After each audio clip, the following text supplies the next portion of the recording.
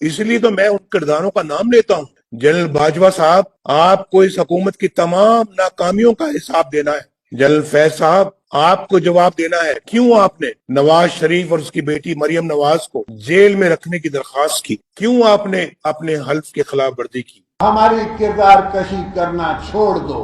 اگر ہم نے آپ کی شروع کی تو پتہ نہیں پاکستان بننے سے آج تک کتنے جنرلوں کی شروع ہو جائے گی. میرے جرنیلوں نے پاکستان کی تاریخ میں کتنی دفعہ آئین کو ذبح کیا ہے، جمہوریت کو ذبح کیا ہے. لہذا فوج کو فوری طور پر اپنی پوزیشن واضح کرنی چاہیے. جو شناختی کارڈ ان کے پاس ہے نا پاکستانی ہونے کے لیے، وہی میرے پاس ہے. یہ جو سمجھتے ہیں نا کہ ہم کوئی ماورائے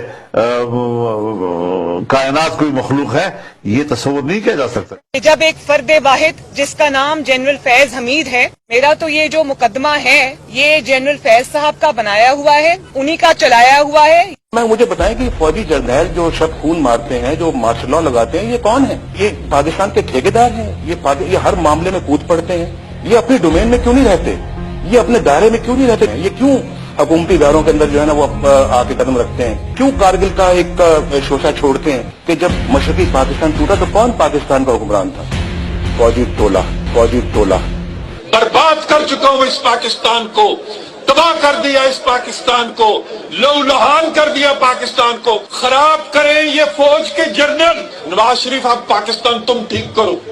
ہمارے سارے سماج دشمن عناصر ان ایجنسیوں کی پیرول پہ ہیں. ہمارے ملک کے تمام بدماش سماج دشمن عناصر جناب اسپیکر ہماری ایجنسیوں کی پیرول پہ ہیں. اور ابھی نندن کی کیا بات کرتے ہیں؟ مجھے یاد ہے چیف آف آرمی اسٹاف تشریف لائے، پیر کانپ رہے تھے، پسینے ماتھے پہ تھے، اور ہم سے شاہ محمود صاحب نے کہا کہ خدا کا واسطہ ہے اب اس کو واپس جانے دیں، چونکہ 9 بجے رات کو ہندوستان پاکستان پہ اٹیک کر رہا ہے. وہ کوئی ہندوستان نے اٹیک نہیں کرنا تھا، کچھ نہیں ہونا تھا، صرف گھٹنے ٹیک کے ابھی نندن کو واپس بھیجنا تھا. واضح طور پر ہماری بات سن لی جائے کہ اگر کسی کے دل و دماغ میں ملک پر مارشل لا مسلط کرنے کا ارادہ ہے، یہ صرف اپنے خلاف محاذ بنانے کا سبب بن سکتا ہے.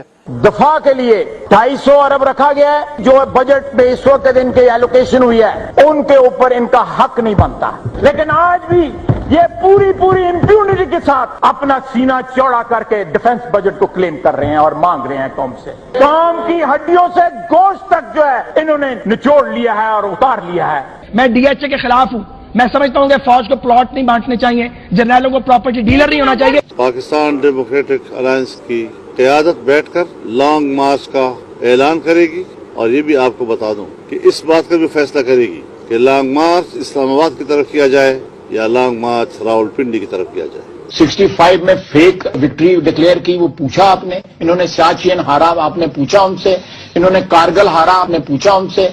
میں نے خود جب واجپئی صاحب نے اس بات کا گلہ کیا کہ جناب دیکھیں ایک طرف تو لاہور ڈکلیریشن ہو رہا ہے اور دوسری طرف جو ہے وہ کارگل کا وہ مس ایڈونچر کر کے میری پیٹھ پر چھرا گھونپا گیا. میں نے کہا بالکل واجپئی صاحب ٹھیک کہتے ہیں. کوئی سیاستدان، کوئی حکمران اس وقت تک ملکی خزانہ نہیں لوٹ سکتا، اس وقت تک وہ کرپشن نہیں کر سکتا جب تک کہ پاکستان کی اسٹیبلشمنٹ اور بیوروکریسی اس کو سپورٹ نہ کر رہی ہو. جب تک ہماری اسٹیبلشمنٹ اور بیوروکریسی سیاستدانوں کے کرپشن کے لیے ماحول نہیں بناتی، ان کو اس پر آمادہ نہیں کرتی، اس کی ترغیب نہیں دیتی، اس کا لالچ اس کو نہیں دیتی، سیاستدان خود اکیلے کبھی بھی کرپشن نہیں کر سکتا.